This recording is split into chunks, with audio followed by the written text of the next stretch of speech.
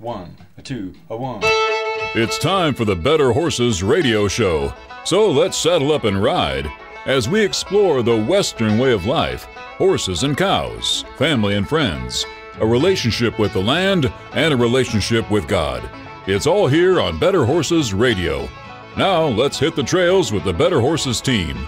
Welcome to Better Horses Radio. I'm your host, Ed Adams. And I'm Merle Arbo. And you know what? Another week of Better Horses Radio. I am thrilled to have this going. Merle, thank you for joining me. Oh, it's always fun to be here. I always look forward to these. You know, and we're going to have not only a good, intense conversation about horses, but we're also going to tag up with better cattle. But you know, I got to tell you something. I really was excited this week. If you remember in episode number 526, Chris Redding, president of the UHCA, was talking to us about the Ultimate Horseman Challenge Association. Merle, I got to tell you, I went out there and I actually did it with my horse for the very first time. Oh, really? How was it? You know, if you want a combination of jumping, roping, shooting mounted, and a bunch of people screaming at you, over 127 trailers showed up. It's probably the funnest thing we ever did. The UHCA, also that's Craig Cameron's EXCA. It's a division of that. I recommend it. And I got to tell you, just having these horses and everything that we can do from obstacles to barrel racing is just a lot of fun. Well, I got to ask, what about the jumping? Like, what were you all jumping? Yeah, well, it's natural obstacles. So we were jumping trees and logs and things of that sort. And it's a lot of fun. And I got to tell you, that's what we're talking about in this next show, because we're going to have the legendary Martha Josie coming on board. And she's going to give us basically an in-depth conversation all about barrel racing. And also on this episode, we have the Next Gen Cattle Company. We're going to talk with Brad Lindstrom, co-owner, David Holloway, and Joe Epperly. You know, these guys are in depth. This is one of the biggest operations you're going to find west of Topeka. You know, he's the co-owner. Brad is the co-owner of Next Gen, and you got David Holloway, the chief risk officer, and Joe Epperly. And we're going to talk about genetics. And that's going to be all exciting coming up on this show. But I got to tell you, before we get into that, we're going to get our own Better Cattle segment, and we're going to have our Mark Opel giving us an update on everything going on. Mark, tell us what's going on there in the cattle industry.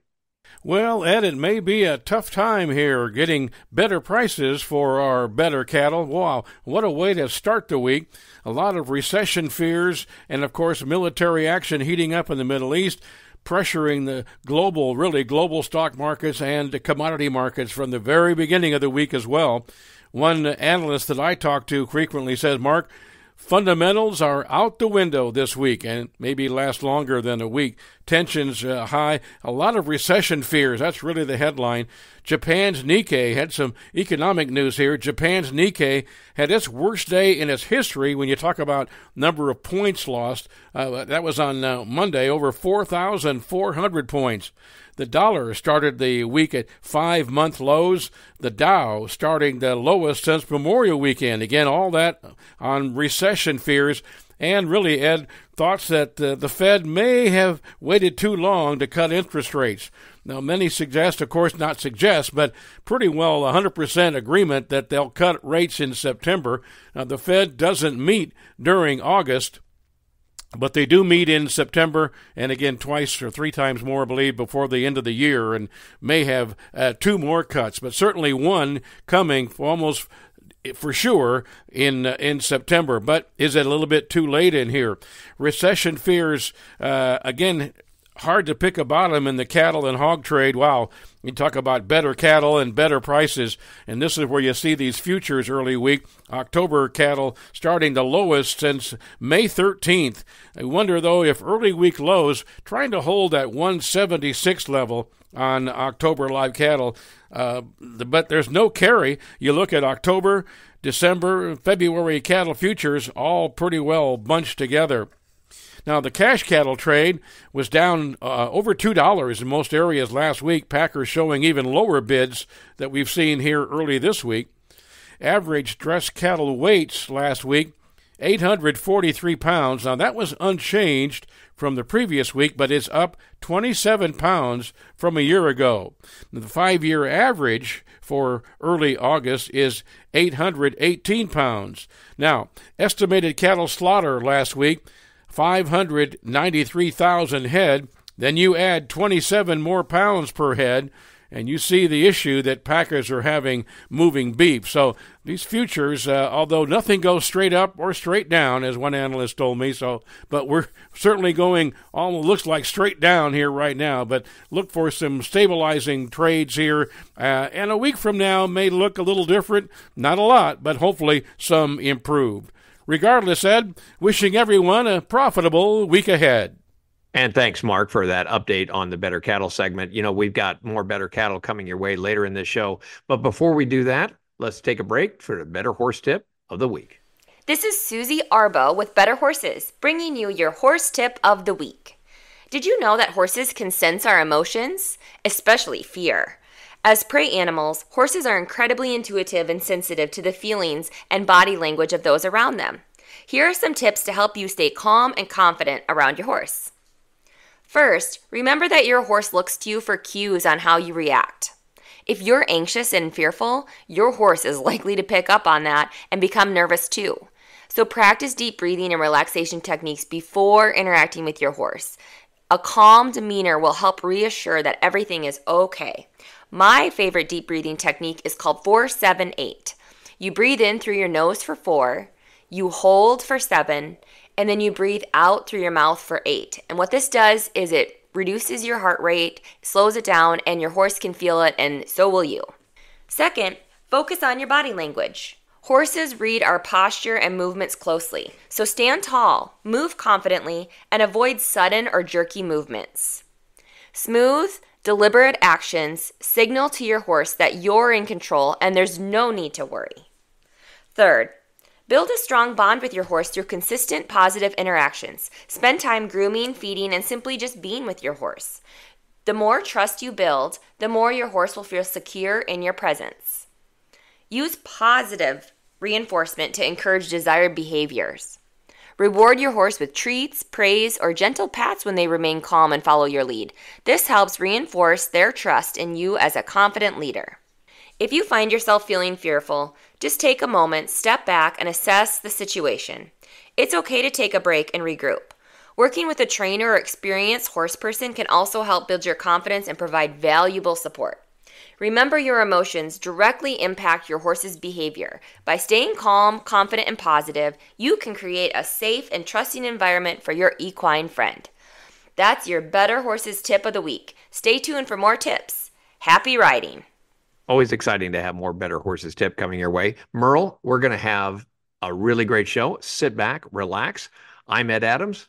And I'm Merle Arbo. And we're going to have more Better Horses coming your way right after this message. Get quality you can stand on. Hoof Grip is the proprietary formula that provides shock absorption for your animals with no ice buildup, slipping, cracking, or sogginess, making it the safest, most comfortable, and maintenance-free flooring on the market. Hoof Grip installs quickly and easily over existing surfaces, is easy to clean, and withstands extreme heat or cold. From vet offices to barns, wash racks to trailers and more. Visit hoofgrip.com to find a dealer in your area today. We're here for the hardworking, the resilient. We're for the people who measure their days by what needs to get done, not by hours. Where kids learn responsibility at a young age and generations work side by side. Where work doesn't pause for holidays or bad weather. It just gets harder. Where value and hard work means more than the clothes you wear. We're Kleinschmidt's Western Store, Higginsville, Missouri. Routine dental examination and treatments are essential for high-quality horse care. To prevent potential problems, a horse's mouth should be examined at least once a year. I'm Dr. Chris Blevins, Equine Field Service Veterinarian at Kansas State University Veterinary Health Center. We can examine the mouth and provide a treatment plan to meet the needs of each client and their horse. Visit us at ksvhc.org, the Veterinary Health Center, to discover, to teach, to heal.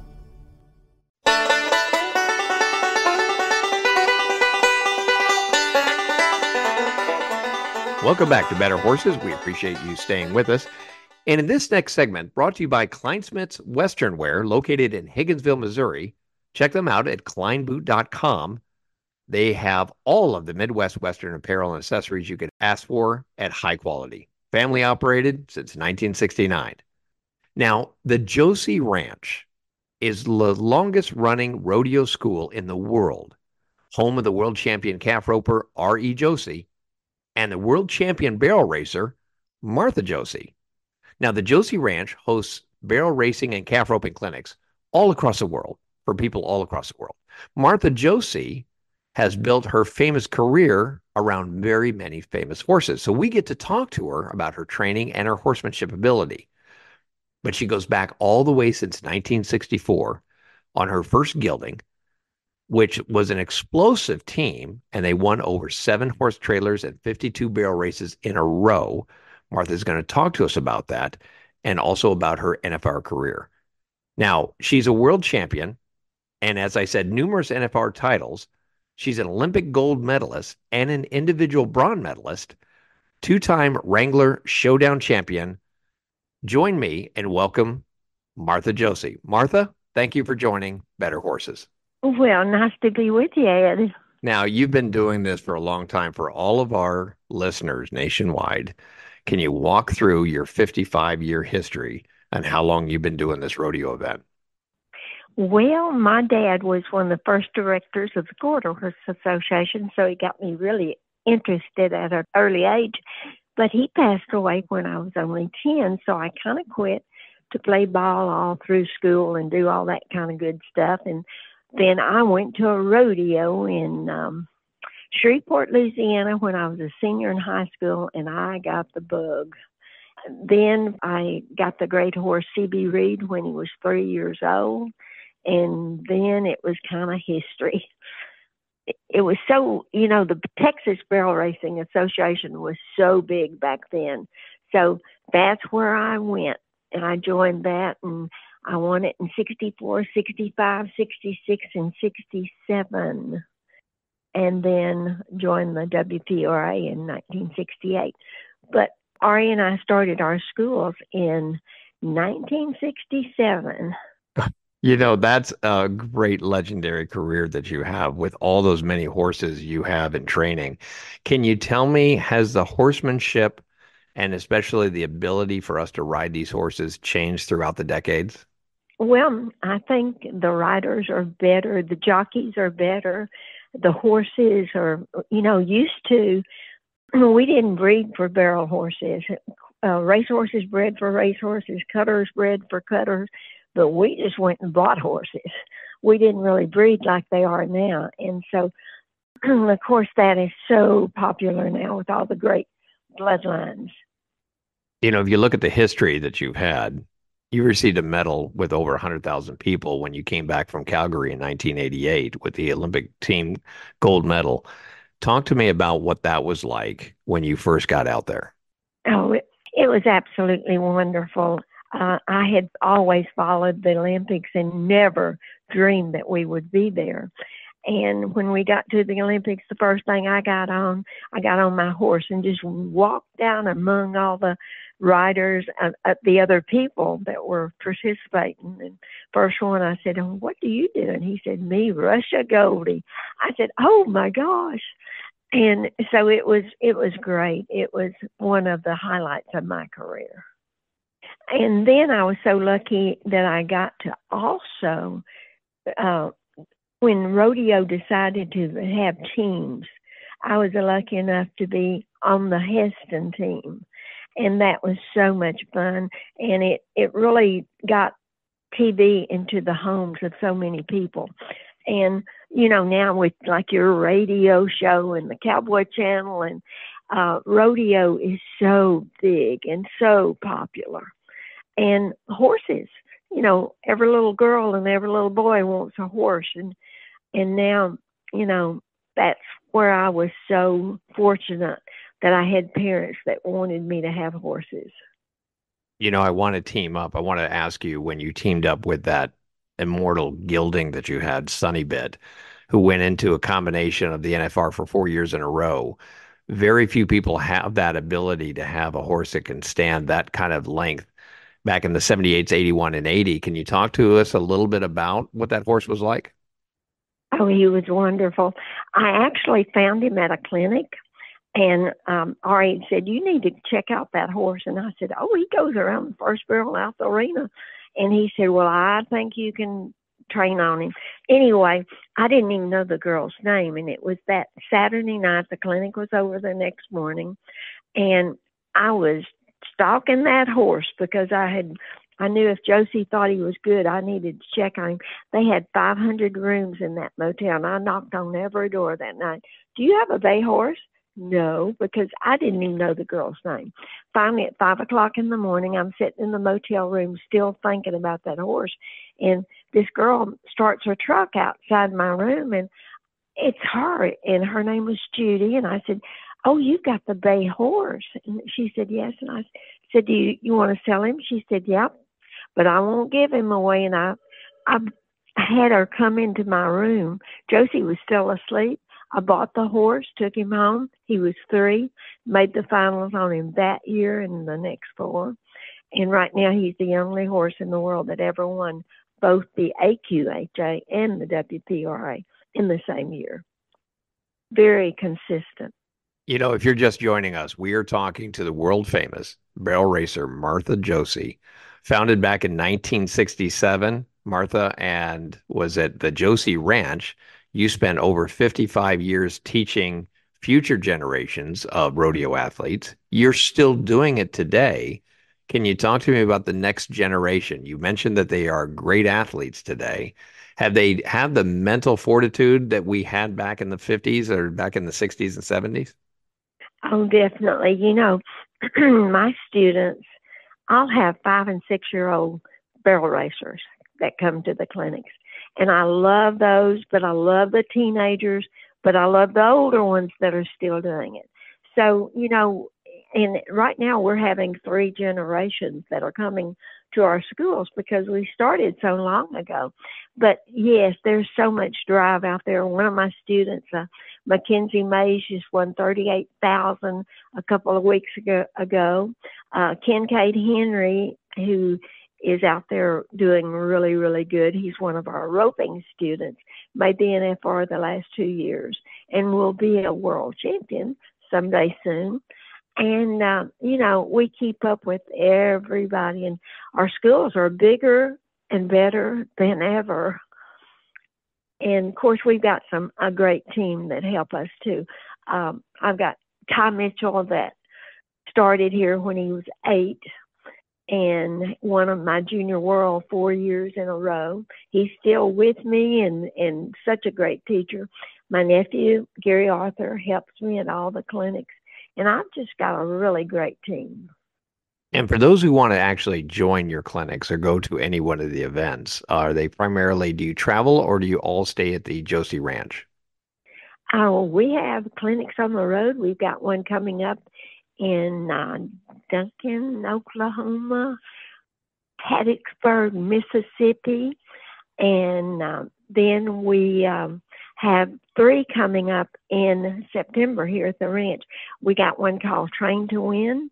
We got one adult only, which the adults love that because it's 20 and over. So that's real popular. And then we've got the adult senior gold barrel race that we added last year. So that's something brand new. But our clinics are so good because we'll have everyone from a beginner to somebody that's just wanting to get a tune-up. We love our clinics.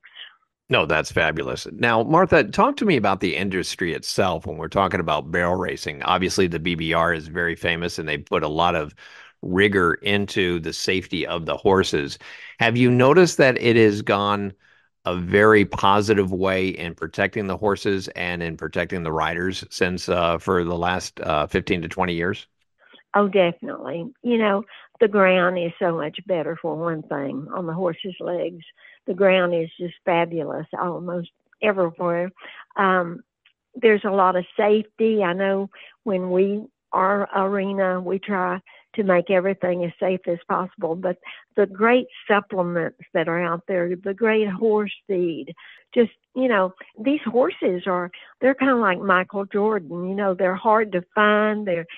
The great ones they're out there, but when you get one, you've got to really take care of them. And, you know, I quit a good government job to rodeo full time, and I remember back in 1967, that year, I went to a lot of good amateur rodeos within 200 miles. I mean, I won $12,273, and that was in 1967, and I was able to quit a really good job, and it was scary because I started when I had Stevie. I had to borrow my mother's Buick that had 300,000 miles on it. I rented a trailer for $5, so it wasn't easy at first, but I was able to. And what we've got now, it started with that one great horse, C.B. Reed. That's unbelievable. And you also have everybody who can come. You have events, but they can also come to the Josie Ranch. I'm assuming it's still in Marshall, Texas, and they can visit them anytime, or you can wait for their clinics that are going, as you mentioned, Mississippi, Ohio, and Pennsylvania, with all the Team Josie instructors. Yes, and when you come to the Josie Ranch, of course, we love everybody coming here because they just have so much fun. And the main question when they call in is, what can you learn at a Josie clinic? And it's everything. And we've had so many students that started here and now went on to become the NFR. Fallon Taylor actually started here when she was 6. And I'm so proud of her because she just got inducted into the Texas Rodeo Hall of Fame. And she's got her own clothing line.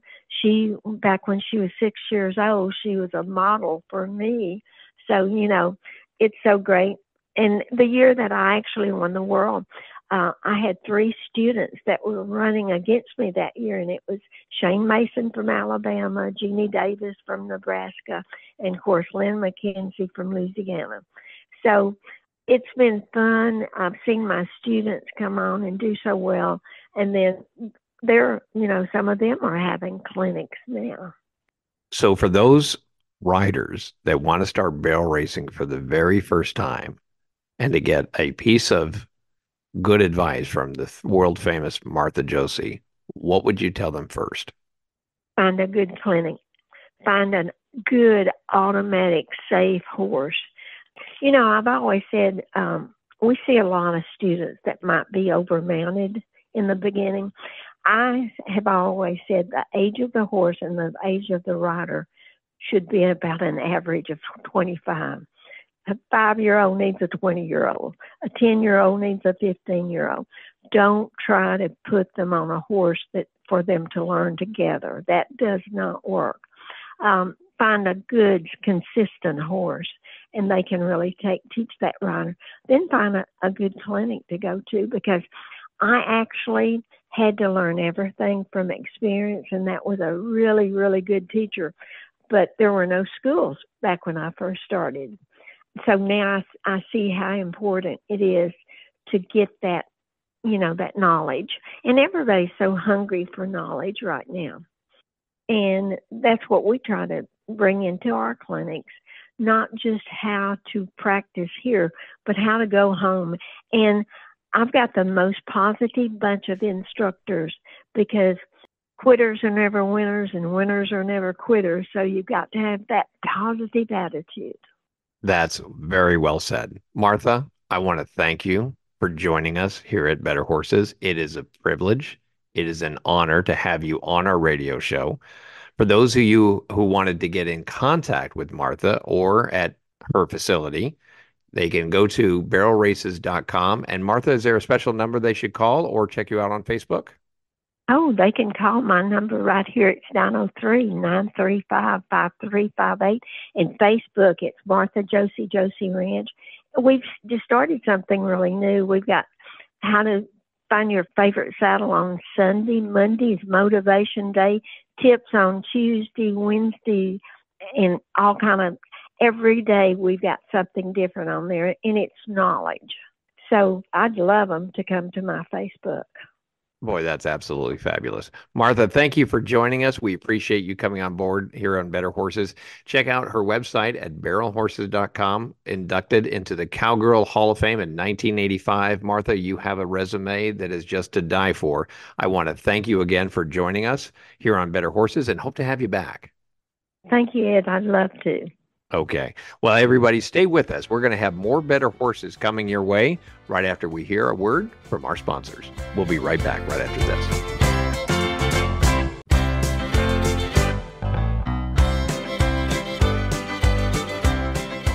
Welcome back to Better Horses. And Merle, I'm glad that everybody's going to stay with us because we're going to do a little twist today. We talk all about horses, but we have this next segment who's actually sponsoring the Heritage Tractor. And Heritage Tractor, located in both Missouri, Kansas, and Arkansas. For all of those tractor needs, whatever you need, check out Heritage Tractor at heritagetractor.com. So this is kind of like our Better Cattle segment, Merle, that we always talk about, that Mark Alpold is good to give us an update on every week.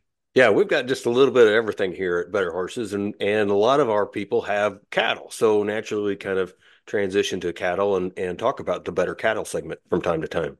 I'm thrilled to have these guys come on board. I was fortunate enough to go out there and feature them on the Better Horses television show. We're going to have them come on board and give us an idea of what's going on in the cattle industry. But for those of you who don't know it, these guys have a seed stock operation, and their goal really is to serve the commercial cattle industry. And they represent some of the oldest and most traditional values that we have in the cattle industry today. I mean, they have a lot of passion. They got a lot of vision for this. And obviously, with their operations, we're going to start with introducing these guys and what a great talent they have. And it's a natural fit because they're basically the guys that are going to bring us into the next generation. And that's why they call it the Next Gen Cattle Company. So welcome aboard 3 very talented cattlemen on board. We're going to talk about Brad Lindstrom, the co-owner of Next Gen Cattle. And we're going to talk to David Holloway, who is also the Chief Risk Officer of Next Gen, and Joe Epperly, the Chief Genetics Officer of the Next Gen Cattle Company. Gentlemen, thank you for joining us here at Better Horses. Thank you. It's a pleasure to be on here. As we talk about the industry right now, Mark Alpold's really talking about what's going on in the cattle industry. Brad Lindstrom, the co-owner of Next Gen Cattle Company, located west of Topeka, Kansas. Brad, we're going to start with you and talking a little bit about your cow-calf operation and what you guys do. And can you give our listeners kind of an overall view of what Next Gen Cattle Company is all about? Yeah, for sure. We've been in business now for roughly 10 years. And really, the goal of kind of starting Next Gen was to put together a program to where we raise high-quality genetics and then go out and try to recapture those genetics through our feed yard in southwestern Kansas. So really we have Beefmasters, Charolais, and Angus cattle with all the focus of building them around genetics that we're going to want to ultimately feed out in our feed yard.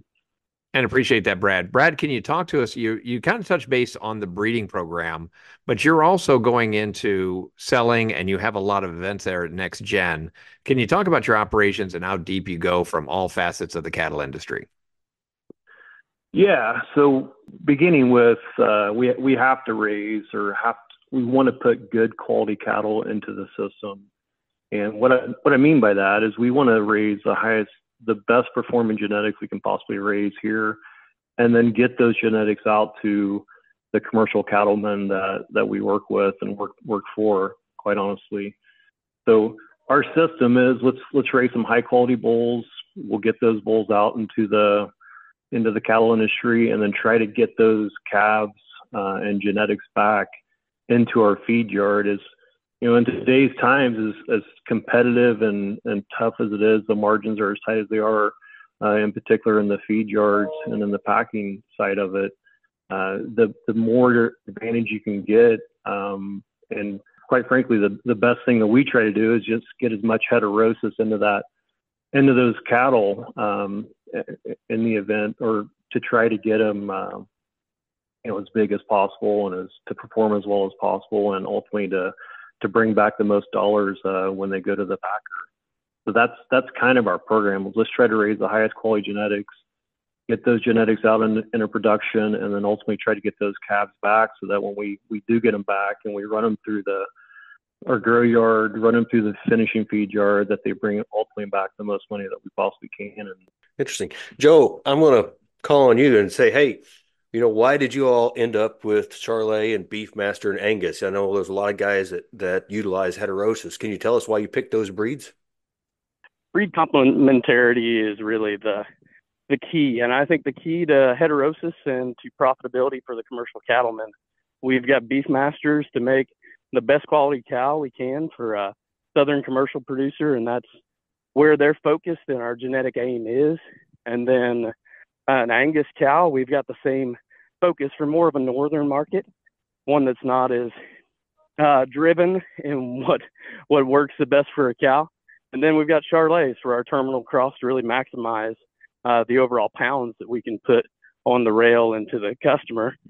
And then we also have our Angus X product, which is a Simmental Angus cross product for the same reason we have the Charolais. It's a terminal cross, but keeping a black hide to be able to capitalize on some of those rail premiums for all of those customers that are driven by the certified Angus beef quality grade and that brand in marketing their livestock. So I wanted to let everybody out there who is listening to Joe Epperly over here, the Chief Genetics Officer. He's actually running cattle while he's talking to us. So if you see that he's out of breath, there's a reason for that. So he knows all about genetics, and he's actually out there on the field.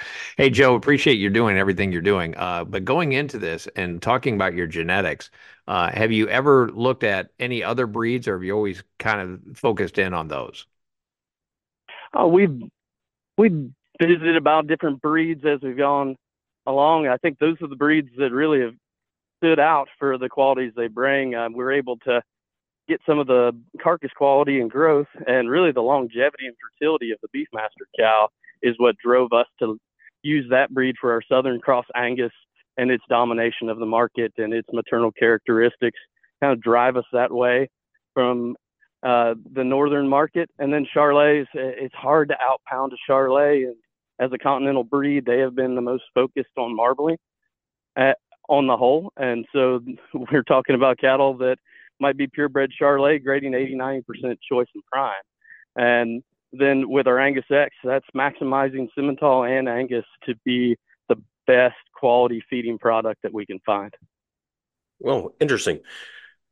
Now, I'm going to pick on David here a little bit and say, how it's interesting because you guys have developed a program, almost from hoof to hamburger. So why did you decide to go all the way through and want to see your final product?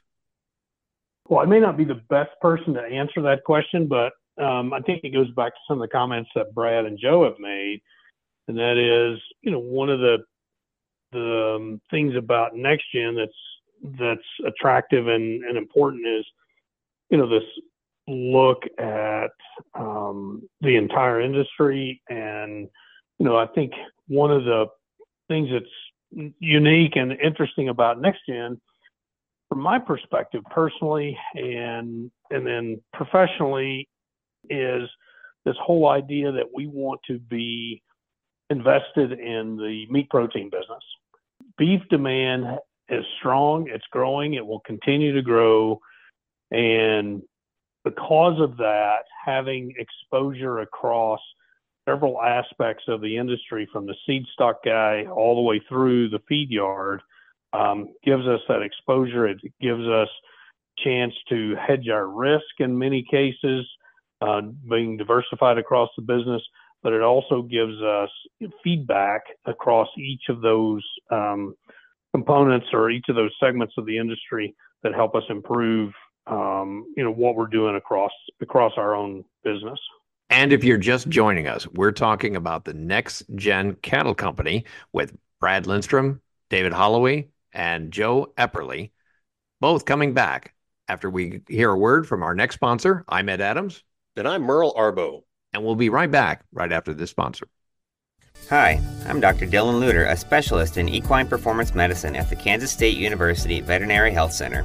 Our new service focuses on lameness diagnosis, advanced imaging, physical therapy, and regenerative medicine for horses with injuries preventing them from performing at their best. We can treat a variety of conditions and design a customized rehabilitation plan to meet the needs of each client and their horse. Visit us at ksvhc.org, the Veterinary Health Center, to discover, to teach, to heal. Hi, I'm Tommy with Heritage Tractor. Whether you're looking to maintain your yard or your whole ranching operation, Heritage Tractor has John Deere mower and tractor packages that make work fly by. With a variety of horsepower and attachment configurations, we have a package to best fit your needs and budget. To learn more about these exclusive packages, visit us in store or online at heritagetractor.com. Legendary products, extraordinary service, that's our heritage. Established in 1956, the Pinto Horse Association of America was formed to welcome all types of equines and maintain their show records and pedigrees. PTHA currently has over 88,000 members with 157,000 registered pintos. There are currently 3 separate registries: the Color Registry, the Solid Registry, and the Long Ear Registry. We welcome all levels of competition within a family-friendly environment. Become a member, register, and add value to your horse. For more information, check out the website pintoworld.com. Get quality you can stand on. Hoof Grip is the proprietary formula that provides shock absorption for your animals with no ice buildup, slipping, cracking, or sogginess, making it the safest, most comfortable, and maintenance-free flooring on the market. Hoof Grip installs quickly and easily over existing surfaces, is easy to clean, and withstands extreme heat or cold. From vet offices to barns, wash racks to trailers and more. Visit hoofgrip.com to find a dealer in your area today. We're here for the hardworking, the resilient. We're for the people who measure their days by what needs to get done, not by hours. Where kids learn responsibility at a young age and generations work side by side. Where work doesn't pause for holidays or bad weather. It just gets harder. Where value and hard work means more than the clothes you wear. We're Kleinschmidt's Western Store, Higginsville, Missouri.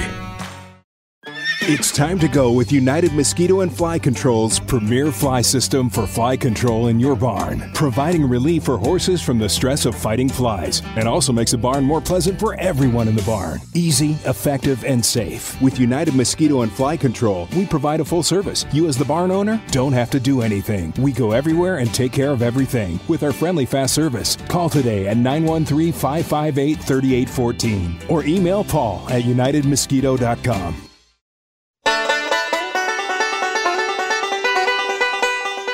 And welcome back to Better Horses. We're having a nice, great segment in which we're actually deep diving into the better cattle. And we're going to be talking to David Holloway, our Chief Risk Officer. And David, looking into the cattle industry itself in this vertical, I know there's a lot of risk there.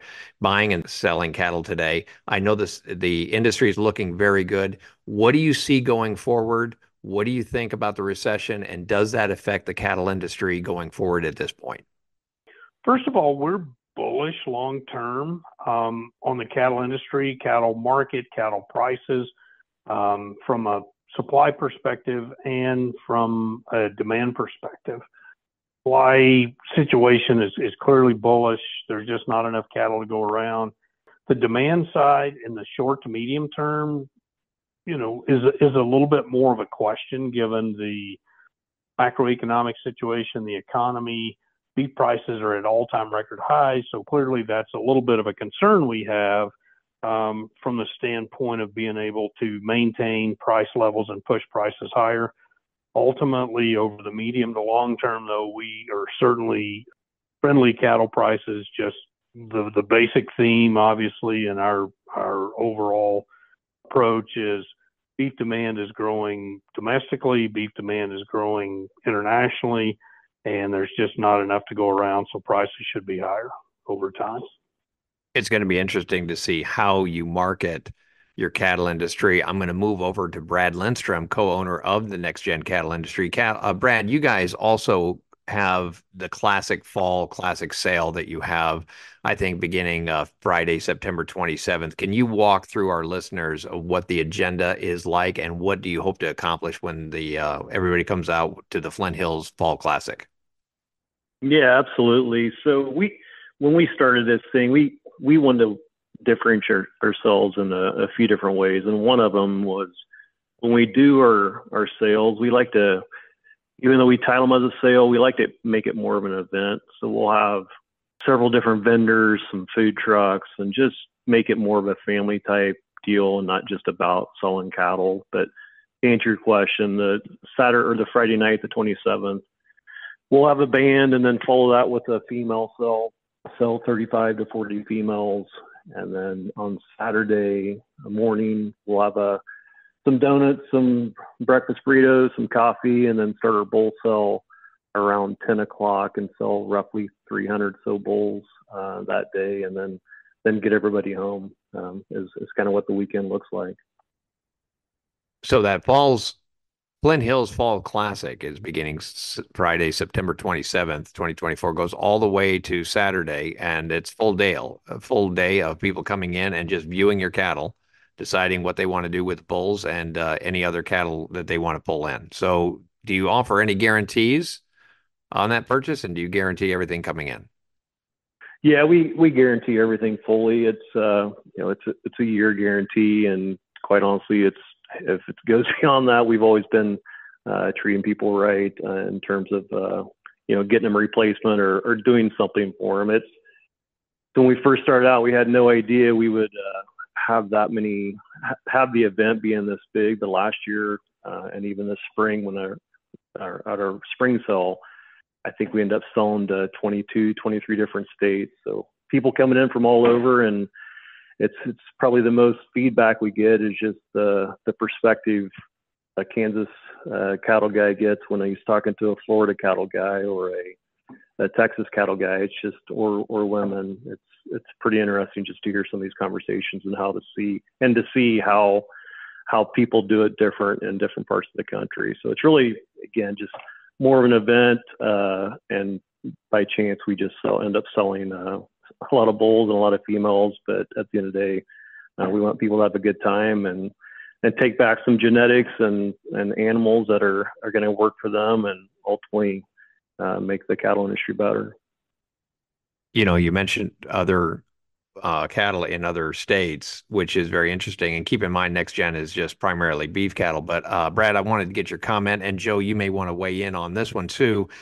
But we talked about the biosecurity part of the cattle industry. Right now, we're seeing dairy cattle being affected by the influenza flu.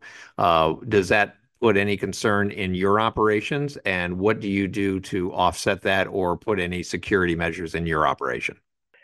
Yeah, obviously I'll chime in here. It's obviously the care that we give the animals is we think is second to none, and do everything we possibly can to, stay on top of the vaccinations and all the protocols. But probably more so, and this is probably more of a market question that David can chime in on, is just being somewhat protected from the next bad event or COVID type situation, is always having that top of mind when we're procuring all these cattle from our customers and procuring the cattle that go into our feed yard, is just having some bad deal, bad situation that nobody knows about from a protection standpoint, via a risk manager or David.